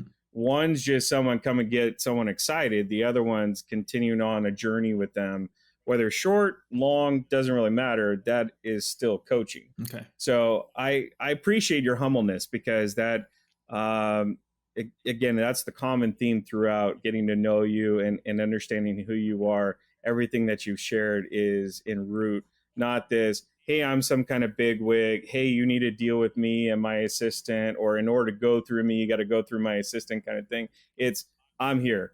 This is me. This is who I am. Mm-hmm. If you want to talk, we'll talk. If you don't, oh, well, that's on you. Mm-hmm. So I appreciate that. Talking or bringing up the conversation of talking, you actually have your own podcast. Right. I will not ask you to grade your experience here in comparison with your own expertise, because I'm a little afraid to get the reaction from you a little bit. But no, tell us a little bit more about the whole podcast experience for you. How do you get the word out even on that? It seems to me it's like for you, it's second nature, because you're already talking and you're used to it, telling your story. But it also, I know it to be true, just with what we've gone through and developing our show, is it's a lot of work. Mm-hmm. It's a lot of time and a lot of effort that goes into it. But how do you get the word out about your podcast? I guess just the usual routes, social media marketing. I haven't done it for quite some time. Okay. I've literally, before Christmas, put in my notice to leave my job. I've spent the last 10 years working with the Royal Marines charity over here in the UK. Mm-hmm. And because now I'm going to have all that extra time on my hands, I'm recording my first show of the year tomorrow night, but I'm Nice. picking it back up now. And the whole point of it's called the No Limits podcast. And what I'm trying to do is share inspirational stories with people. So on their commutes to work, when we get back to doing that, or when they're on the treadmill in the gym, they can listen to this guy who is blind but climbed Mount Everest, or this guy who's in a wheelchair but just won the CrossFit Championships, or whatever it is. Just trying to share some inspiration, because I mean, this is the way ahead now. The whole voice thing, back in the day, radio was more popular than TV. TV took over. I think we're going back to radio now and listening to voice again. Yep. So, if you want to spread the word, the best way to market that kind of stuff, I think, is through this channel. So I'm going to pick it back up this year. It's going to be a focus. I'm going to try and do at least one a month, with everything else got going on. But yeah, I just push my stuff out through social media, like most people do. Well, it also, I mean, I'm sure as your speaking career was taking off, back then podcasting wasn't really a thing, it wasn't out yet. But as your career is picked up with as being a motivational speaker, influencer out there giving talks and things like that, you certainly are building up your follower base that Mm-hmm. way, of Yeah. course, because you go to these events and everyone knows who you are, they feel inspired, they follow you after the event on social media, Instagram, whatever it might be. So I'm guessing it would be probably quite a bit of help. You had a natural boost right off the bat with your podcast because you already had the follower base. Mm-hmm. You just needed the additional platform that you built out. What I find interesting is you actually started the podcast before COVID even hit, correct? Yes. You had that going before, and you kind of have done the opposite. Now, understandably, the reason for that is you've been busy. Mm-hmm. You do not sit down. You just you go. That said, though, a lot of people, and we've seen a massive spike during COVID, that people are jumping into doing Right. podcasts. Uh, our plan for the show was we had actually started it at the first of the year in 2020 before COVID was even a thing. We actually kind of did the same thing. We had to push pause. We were like, look, we got to deal with more serious components here. And then we realized, like, okay, we need to get this up and going even more than ever. But what's the secret, do you find, maybe, or that you could suggest to others that, okay, they're not the celebrity and just overall champion that everyone knows as Mark Ormrod. They don't have that win behind them at their sales. So they're just starting off. They're just a common person out there, no name that no one else knows of. What would you recommend for them that are thinking even about starting a podcast? Where's kind of the starting point that you would recommend for them? Same place as everyone. I mean, I've got a microphone here and a ring light here. When I started, I mean, that's basic. You know, when I was coming on here and I was setting up just now, my mind was blown, like with all the how detailed it was, and I felt a little bit silly, if I'm honest. I'm like, I've just got one microphone and a ring light and a laptop. That's it. But you could spend 10 years trying to get everything perfect before you start, or you can just start. Sure. And the way I started my podcast was through coaching and self-development and everything. I really wanted to try journaling, but I lost my right arm. I'm left-handed now. I was right-handed before. Writing is an effort for me. So I decided I was going to just start audio recording things into my phone and then uploading them as a podcast. And that's all it was, because I used to drive around the country a lot with work and was speaking. And if I literally felt like saying something that I wanted to share with people, I'd pull over, hit record on my iPhone, record it. I didn't have a pop filter, literally just speaking into my iPhone, and then I threw it up there and I got it out there. And the quality's not great, but it doesn't matter. The content was there. And I remember, I'm not going to go on too long about this, but I remember specifically when it hit me, this one episode where I was in a service station. I was driving down the motorway. I was in the service station. I had pulled into the handicap parking, and obviously you can only see me from like the chest up. Sure. And I had a lot of negative experiences to that point, with people shaking their head at me or tutting. I've had notes left on my windscreen saying that I shouldn't be parked in these places, because people just see a young head and they just assume that I'm not disabled. So I was in this service station and I was programming my legs into walking mode from driving mode. So it takes a little bit of time. And an old man came and knocked on my car window. So I thought, oh, here we go. Look, this guy's going to tell me to move my car. I don't deserve to be here. I'm taking up a space. I'm rude. I'm ignorant. I'm arrogant. And he knocked on the door, on the window. I wound the window down and he said, are you okay, young man? Do you need some help? You look like you're struggling to get out. Now, he had no idea that I was missing both my legs or my arm, or he'd only see me from the chest up. And that hit me. And so instantly, as soon as he was out of sight, I got my phone out and I recorded that into my iPhone to share with people. I said, I've had all these negative experiences, but that had tainted my mindset to that point. I just thought every time I went into a handicap spot, I got a little bit of anxiety thinking, okay, who's going to say something now? And that that elderly gentleman there completely changed it for me. So I just got excited. I had to record it and I had to upload it to share it with people to say, look, don't think everyone's the same. You know, this guy was really kind and he Sure. offered to help me, but he had no idea whether I was disabled or not. You know? So he kind of brought back with one human interaction, and when I say human, I emphasize on human, meaning being real, Mm-hmm. someone that is not being judgmental, someone that is not going into it with preconceived notion or anything like that. Just seeing it what it's intended for, which is someone in the handicap spot. If they're in the handicap spot, you're assuming that they are, and you're going to do what you can to help them. That was that human Right. moment. And that, it sounds like all of those previous, which even as you described it, was a very unique and not happening very often, because you had a very kind of negative outlook because of all of those negative Mm-hmm. experiences, understandably.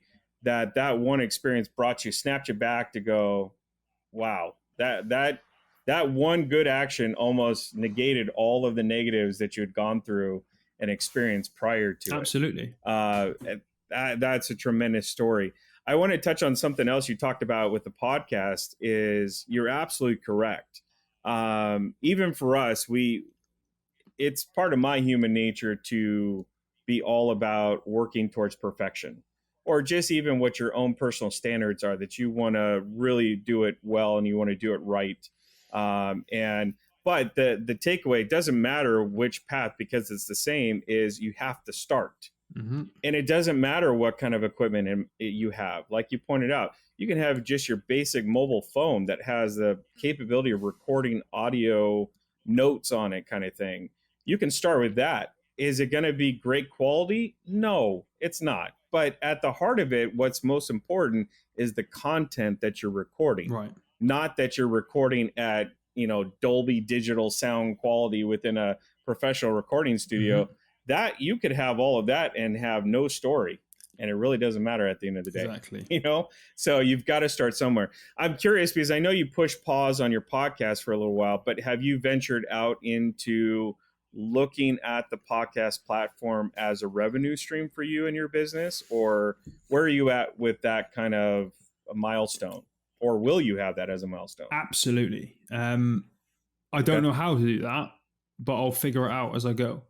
I'm sure you can get sponsors. I know there are things like Patreon. Um, Sure. Now on Facebook, you can have like a fan subscription service. So, Mhm. I'll look into those revenue models. But yeah, I'd like to monetize it now that I've left my job of 10 years, because it's fun as well. It's fun. I get to speak to Yeah. interesting people. I don't have to be scripted. Maybe sometimes I will, maybe sometimes I won't, but I can just have a nice conversation, start digging into people's psyches and their mindsets, and then sharing that with the world. And if I can make money doing that, happy days. We're gonna have to cut that part out, because you just took exactly how I feel about podcasting and put it in your own words. So we might have to just cut that All part right. out. But no, no, I'm kidding. And I appreciate, again, you sharing that, because it's so true. At the start of doing this show, I don't know really what I expected. You have kind of preconceived notions with anything that you do in life before you get started with things. I figured, okay, I've heard that you meet interesting people, that you'll get to meet people that probably otherwise you would never be able to ever talk with, kind of in your normal circles, kind of thing, or normal experiences. But I was just blown away with how much fun this is. Mm-hmm. Just that being able to have the conversation and connecting with someone and their story. It's like, kind of how you describe saying, hey, I was a bit embarrassed. I was a bit kind of like, oh man, I feel a little awkward and weird that I got rewarded by the royal family and be given an honorary award. I feel a little awkward with that, because you're like, I'm just doing what I love. I get to, I'm sharing my story, sharing it with people. That's how I feel about with our show, is just, it's like I almost feel bad in some ways, like I'm doing something wrong, because I'm having so much fun and having these conversations with individuals like you and experiences that otherwise I would have never even gone through or even heard. So it is such a joy to be able to do the podcasting, because if you do it how it's intended, is again, like you said before, it's about being real. It's about having that real interaction, that real conversation, that human interaction with people. So I appreciate you sharing that, and we can talk offline about the revenue piece later for you if you need some tips. We've been looking into it as well, so I'm happy to share that later on. But all right, we need to push pause on the conversation. When we come back from this short commercial break, we're going to turn up the heat on our conversation and get into some business talk. We'll be back after a quick commercial break.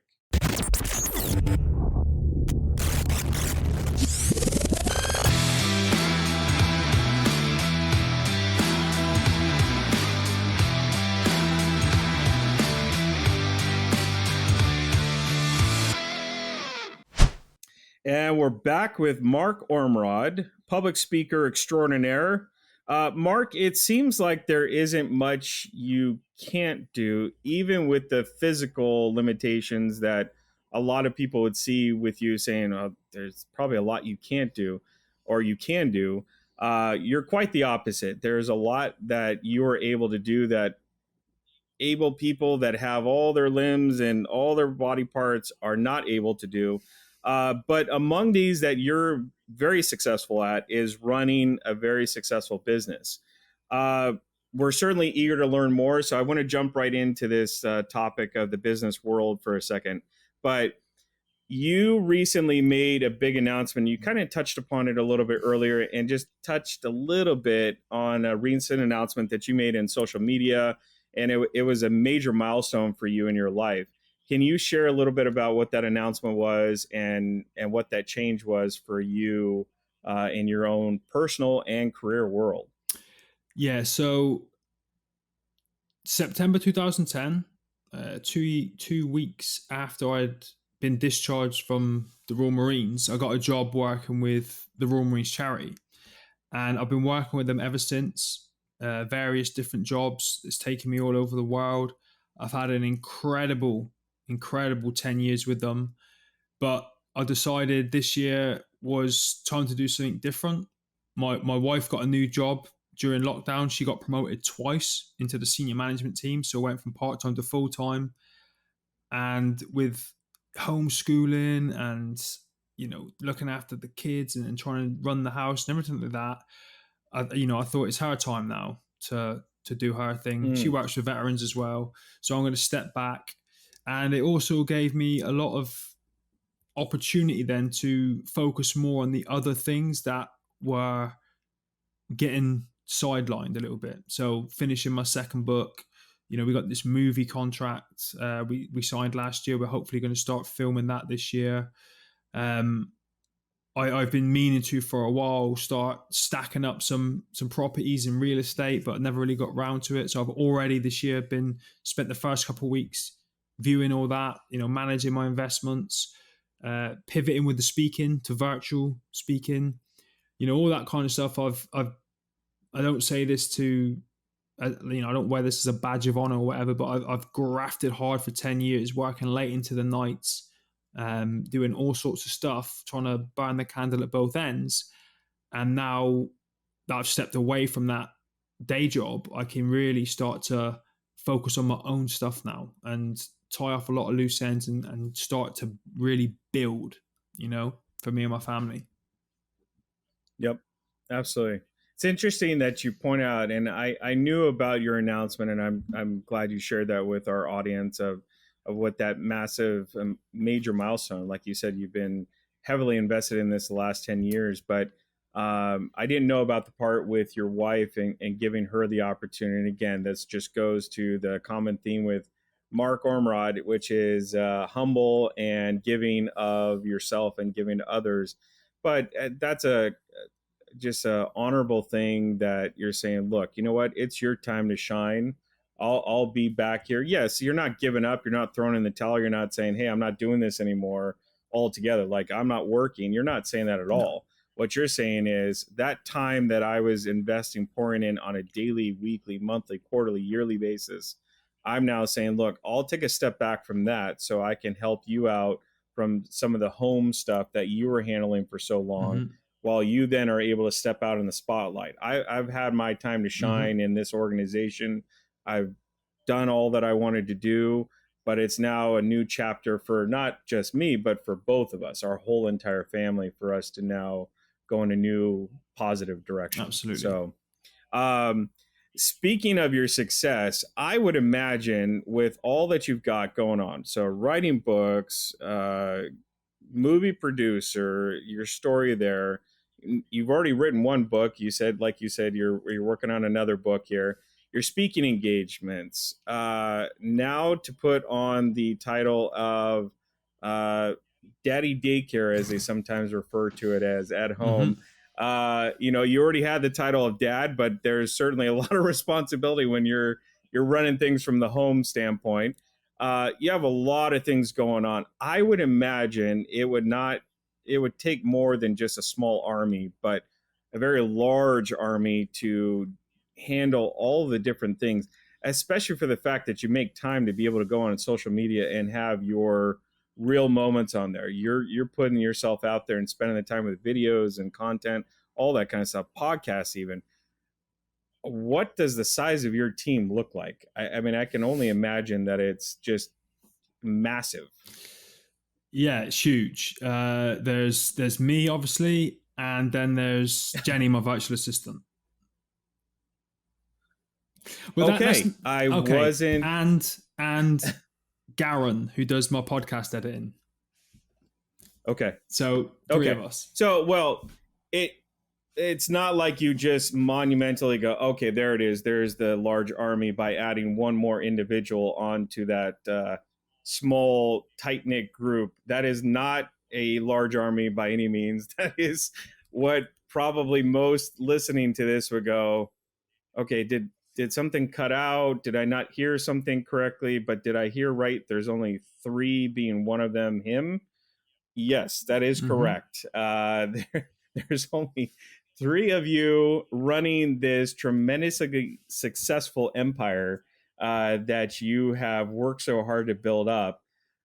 How in the world do you find time to sleep? Like, I mean, Do you know what? Do you know what it that. is?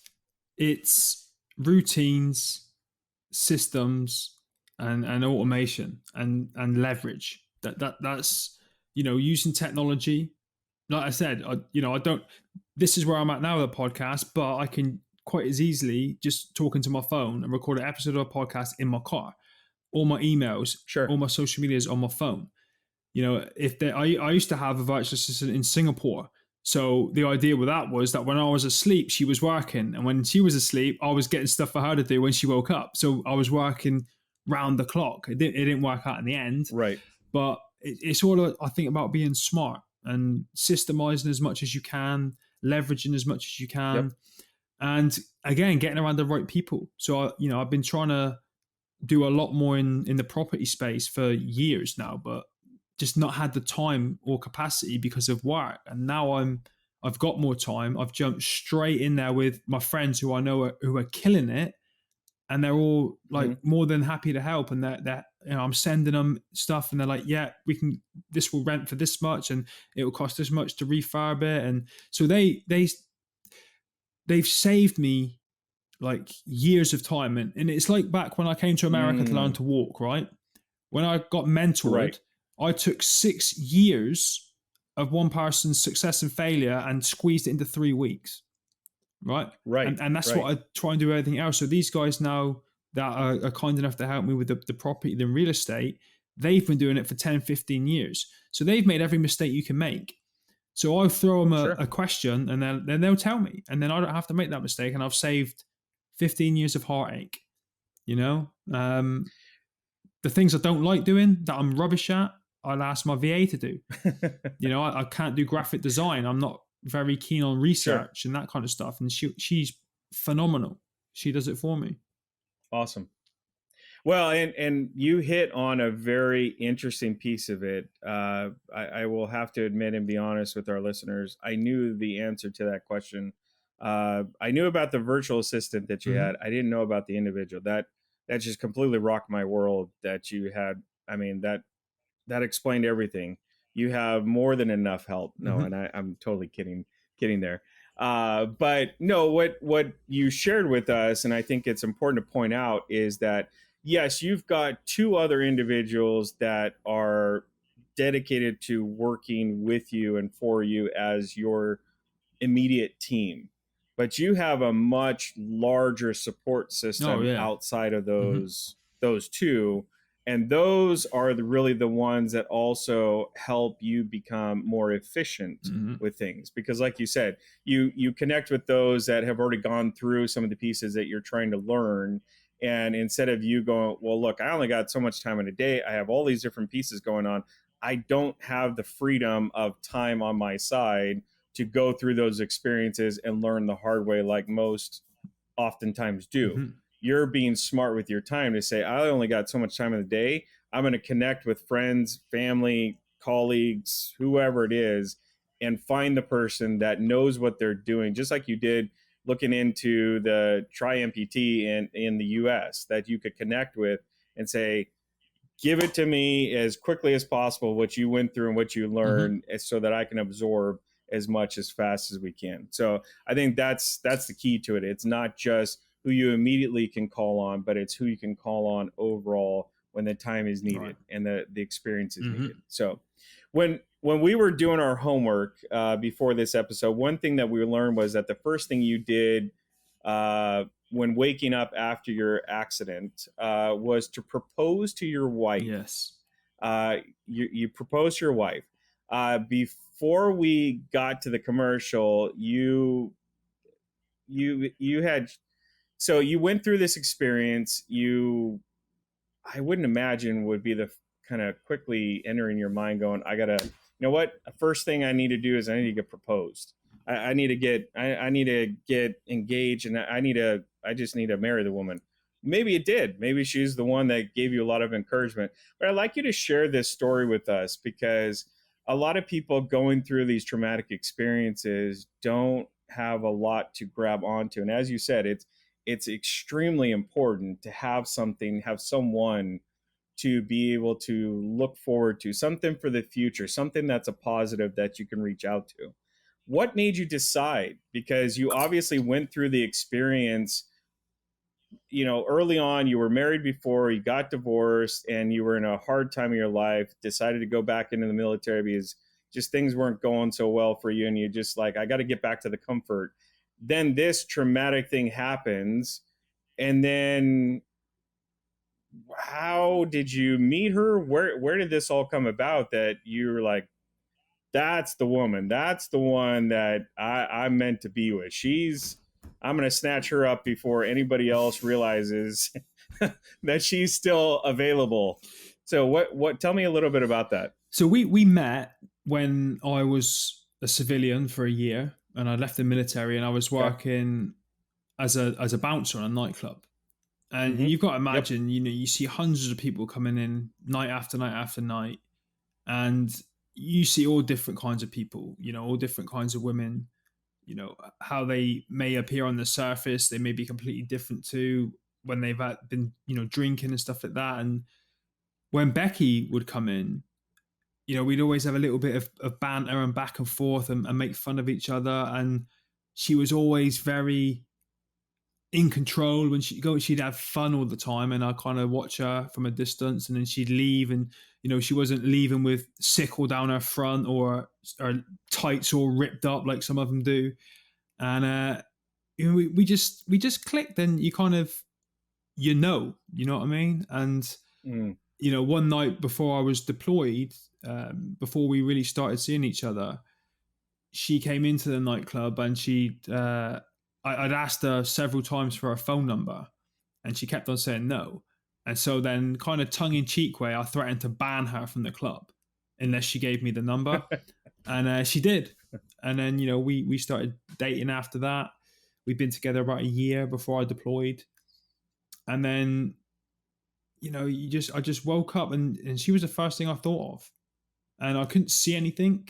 I was in a 3 day coma, and I was just I was coming round, and coming back into consciousness, and I could see the lights, like the blurry strip lights in the hospital ceiling, and I had an oxygen mask on, and I could hear everybody around me, and everyone was echoing. Everything they said would repeat 3 or 4 times, and I heard her voice out my right ear, and I just tried to mumble something, and she couldn't hear me, and she took my mask off, and I couldn't even open my eyes. I was so weak, and she said, "Did you just ask me to marry you?" And I just gave this little crooked smile, and then fell back to sleep again. I was just exhausted, and Wow. yeah, she said, "Yeah," and then going through rehab, every day just confirmed to me that it wasn't something that I said because of morphine or fear of dying or any of that rubbish. Every day, just watching the way she handled it, just knowing that she's there, no matter what. And I was 24, she was 21 or 22. So, just finished university, had the whole world at her feet, and she was still sticking around. That is hands down an amazing woman. Mm-hmm. I've heard a similar story before. We had on before Aaron Hale. Uh, uh, Not quite the exact same story, but similar situation. But he actually had lost his eyesight in an explosion overseas. He was in the EOD Mm-hmm. unit of the Army, and he talked about how um, you know he had just gone out on a kind of a week worth of dates. This was after he lost his eyesight, but this was 5 years after his injury, and he ended up losing his hearing as a long-term result of the explosion that Okay. had originally taken his Mm-hmm. sight. And she had rushed as soon as he was went into the hospital. I think they put him into a coma to deal with it because it was excruciating pain and that kind of stuff.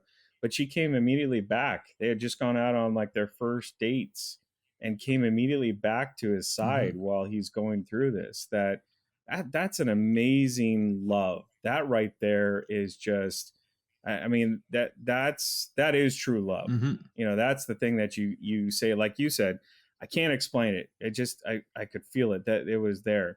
I'm curious, when you were kind of in and out of consciousness, did you actually remembered asking Mm-hmm. her, and you remember that situation, or she later told you like, oh, you asked me and I said yes, and that kind of thing? No, I remember it. So you remembered Yeah. it.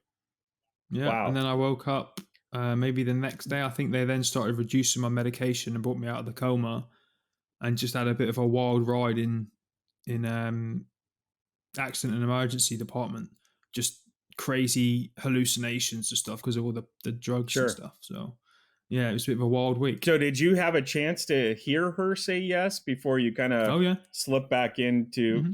oh, you Yeah. did? Okay. Yeah. Wow. Okay. Yeah. And I'm sure when you came out of that, you said, just to confirm, I want to Yeah. make sure I heard that right, Yeah. right? You did say yes, Yeah. correct? Yeah. Okay, that's an awesome story. Wow. That's incredible.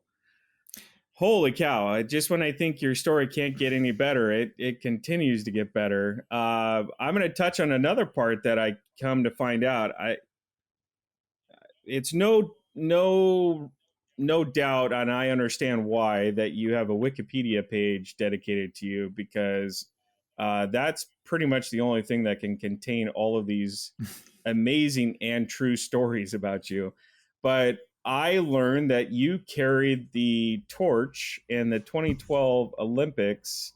Is that That's it correct? there, right there. Yeah. Well, That is right that's the behind you, shirt. right behind Yeah. you.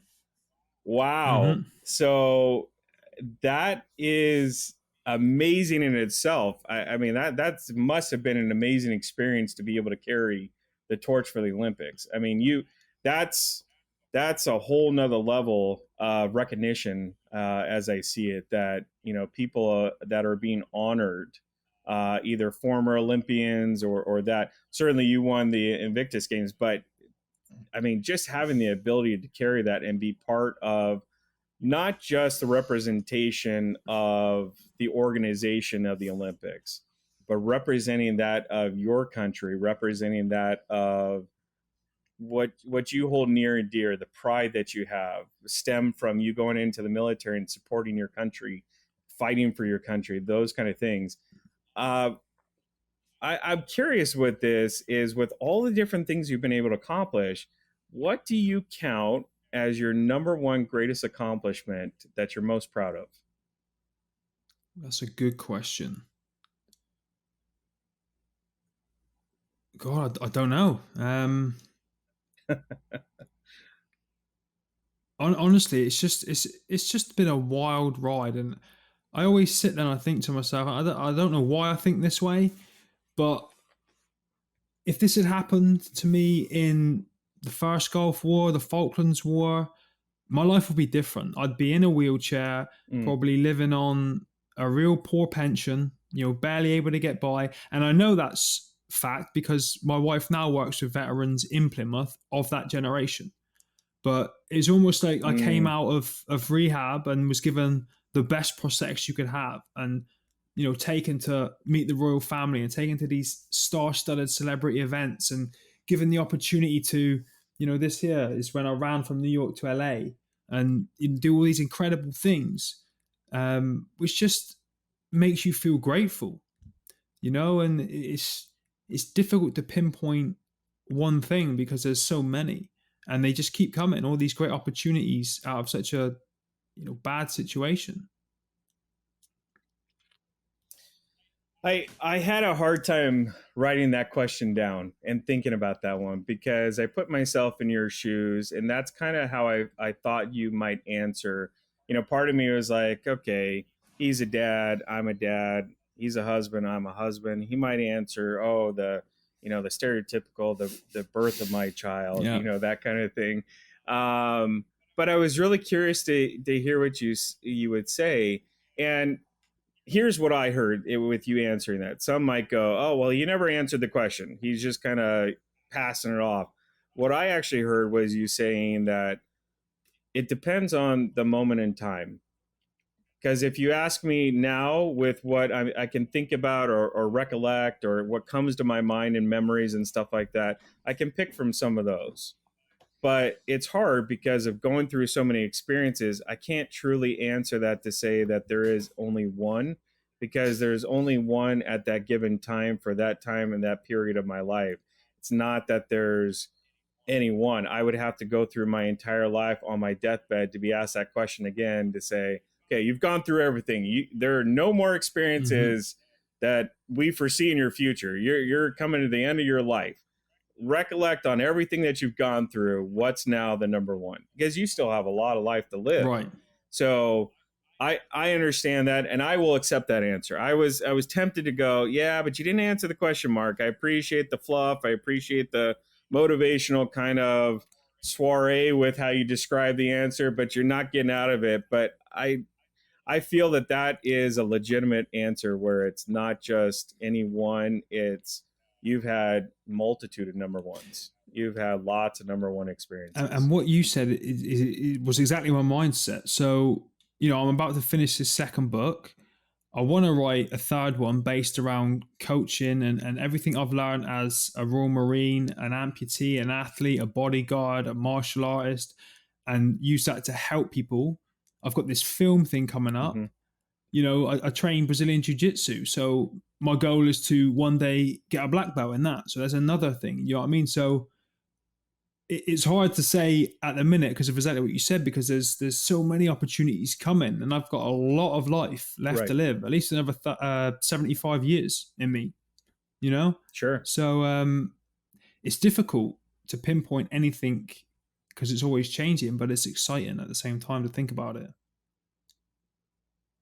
I appreciate that. That is an honest answer from what I know to be an honest man, father, son, brother. You're all of those titles wrapped into one. But all right, we're going to shift over to a couple quick little fun questions that I've got for you. What's the best song on your road trip playlist? So you talked about driving around, you're going to these different places. Earlier on when you were starting your podcast, you were thinking about things. But you can't just have silence in the car while you're driving. You gotta be cranking some tunes every so often.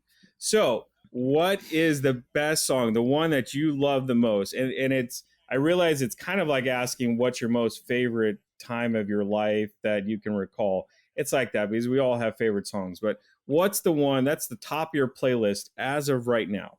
What's that one? Okay, so I listen to a lot of different styles of music, but and this is such a corny answer.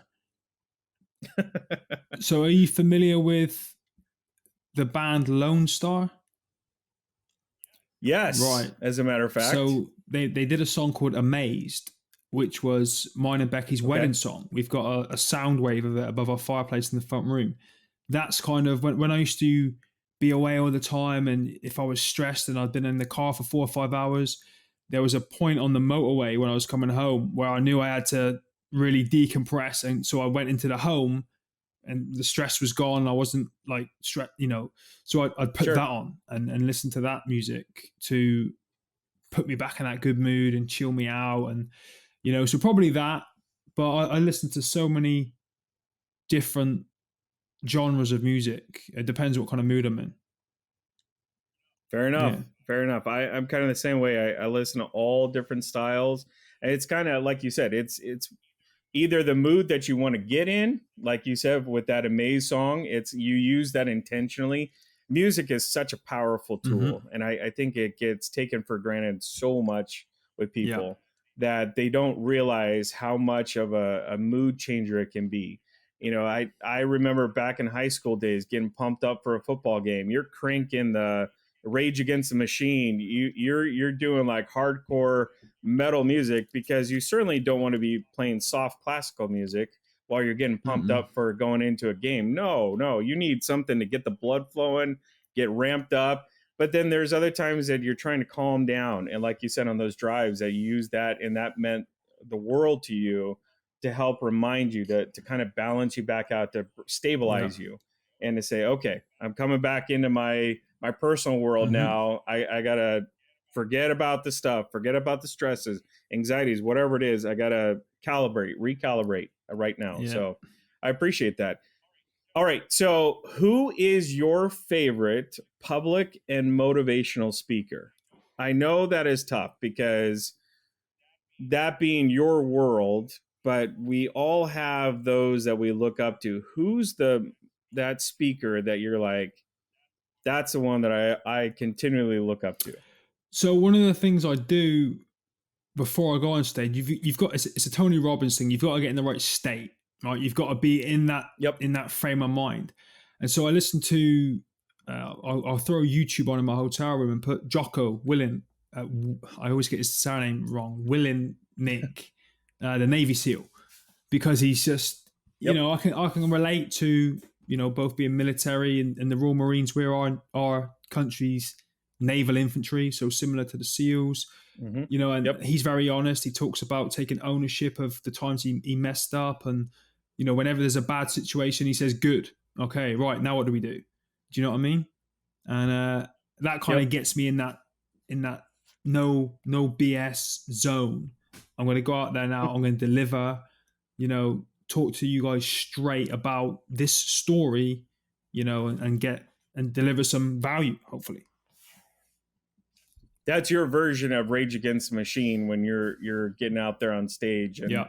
that's what you use to get you in tune with your delivery. So Yeah. that's interesting. I wouldn't have thought about that even. I mean, sure, I was expecting you to answer the question with someone that you look up to and you respect, but I would have never thought about it from the standpoint of listening to a speaker before going out on Mm-hmm. stage. That's your tune in, not music, but quite the opposite is talking, which a lot of people go, oh man, wouldn't that be distracting? You're trying to get in the zone and think about what you're going to talk about, and you're listening to someone else talking in your ear about something maybe different, but quite the opposite. For you, it Mm-hmm. works. That's your way to get calibrated in Yeah. there.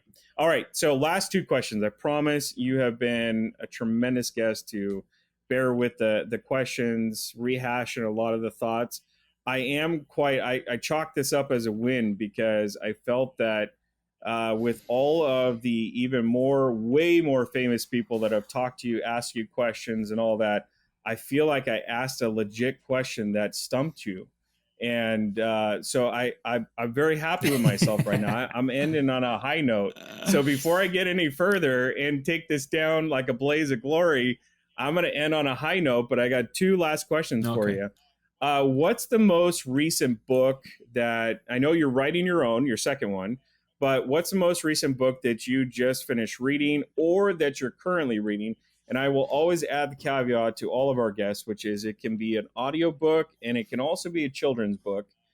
Because being a father, legitimately, it might have been last night. You're right, reading a book to your kids before they go to bed, and it could be something that just struck a chord with you, kind of thing. But sometimes it is, sometimes it's not. What's that book that you are either in the midst of or just finished? So I'm generally listening to or reading maybe 3 or 4 books at a time. So I've just finished Wow. Tools of Titans by Tim Ferriss, and that was just a 2 year project where it was by my bedside every once in a while. I'd read a chapter or two. I am halfway through Mastering Jiu Jitsu by Hensel Gracie. On an audiobook, I am listening to it's a like 9 hour property investment, property developing audiobook. Yep. And then I started, I'm trying to get back to now reading Jocko's children's books to my kids before bed because I want to write my own children's book. So, Hmm. first of all, I thought, well, it's a great way to send them off to bed. And second of all, it's research, for when I want to do my own. Very So, true. yeah, I'm usually juggling. You know what? It's not often I say this. I'm definitely going to have to look into the Jocko's children's books Mm. because now you got me intrigued with for my own kids of being able to read that and giving them inspiration, but at an age appropriate uh, level. So I appreciate you sharing that. We'll get the title from you a bit later on the audiobook title. If you don't know it, that's fine. We'll get that from you later. That way we can share with our audience so that if any of them are like, "Oh yeah, I'm thinking about going into investment properties." I'd love to know what you're tapping into right now for Well, this is audiobooks. a So we'll put that up. this is a What's that? UK one, so it'd be different strategies, different markets for you guys, I guess. But Gotcha. Okay. Well, nonetheless, if you want, we'll share it with our audience so that they can tune in if it's of any help to them. Who knows? All right. So, last question. I promise this is the last one. What is your motivational quote? This is the one that, look, you've been through a lot. You've been through the ringer, no doubt. No one can argue with that. And everyone, especially you, are allowed to have those Garfield Mondays. The woe is Monday. I don't want to get out of bed. It's nice and comfy and all that kind of stuff. And I oftentimes phrase it in the way of this is your cerebral Red Bull to the brain. This is your jolt, snaps you back into reality to say, no, I'm not going to get into that deep down dark areas of my mind. I know what I got to do. I need to get back to it. So it's either something maybe that's tattooed on you, it's something that you have up on your wall, somewhere in your office, somewhere in your house that you look to that kind of just snaps you back into reality to go, nope, I'm recalibrated again. I know what to do. What's that quote for you? so one of the businesses I have is a very very small clothing line. Okay. Motivational. It's called No Limits, and on the back of these hoodies, vests, t-shirts, I put my favorite quotes for adults, and just before Christmas we started doing it for children. And I think my Mm, favorite quote on the back of one of my hoodies is, "I know my limits, I just don't pay attention to them." So I ignore I them. I like that know what one. they are, but I ignore them, and then funnily enough, you exceed them. And that's growth. So that is a Mark Ormrod original. Is that my understanding? Is Correct. that's an original from you? Okay. Well, that makes it easy. Who we need to give credit to the author of that one. That's a simple one. So you've gotten to meet Mark, and we'll learn and dive into a little bit more after this. But uh, now that we've gotten into this area, Mark, I want to again thank you so much for the time that you've spent with us. Obviously, you're a busy guy, and just carving out you've been more than uh, giving of your time, and we can't say thank you enough for what you've shared with us. So thank you for that. All right. So to learn more about the work that Mark Ormrod is doing, visit igniteradioshow.com. Look for this episode as well as the extended episode. There you can find the recording versions as well as any information you may need to get in touch with him. Check out his books, check out his clothing line, his movies, his websites, his social links. But I really hope the information that Mark shared today helps light the fuse inside of you and ends up taking your business to the next level. I'd like to thank our guest today, our production team, our engineering team, and most of all of you listening. Until next week, I'm your host, Josh Wilhelm. Have a great and successful rest of the week, everybody.